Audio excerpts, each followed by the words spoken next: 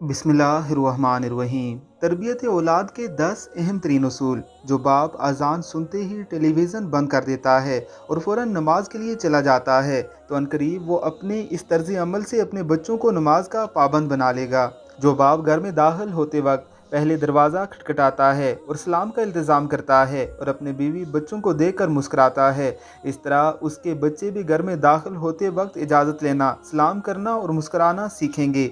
जो बाप अपने वालिदैन का एहतराम करता है, उनके हाथों को चूमता है, अनकरीब उसके बच्चे भी उसके हाथ चूमेंगे और उसकी फरमाबरदारी करेंगे। जो बाप घरेलू काम काज में अपनी बीवी का हाथ बटाता है तो उसके बच्चे भी एक दूसरे की मदद करना और बाहम तावन करना सीखेंगे। जो माँ हिजाब, नमाज और तिलावत कुरान की पाबंद हो तो उसे देखकर उसकी बेटी भी हिजाब, नमाज और तिलावत कुरान की पाबंद बनेगी।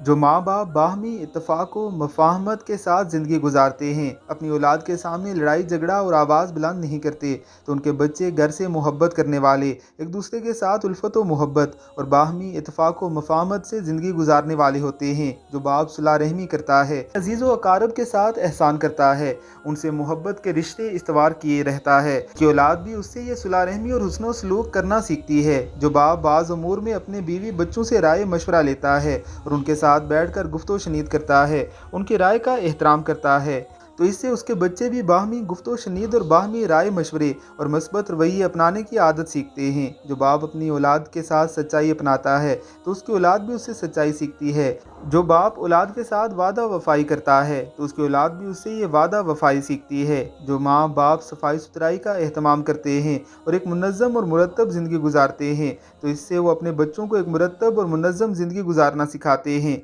बच्चों की तरबियत का आसान तरीका ये है कि उनके सामने अमली नमूना पेश किया जाए।